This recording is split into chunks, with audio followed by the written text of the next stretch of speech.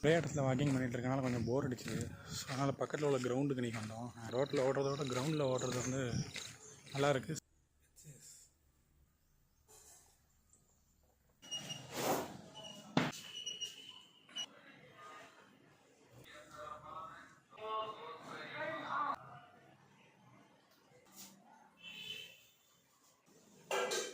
இன்றைக்கி பிரேக்ஃபாஸ்ட் என்னன்னா தயிர் சோறு, முட்டை, சோயா பீன்ஸு, அப்புறம் பச்சைப்பயிறு.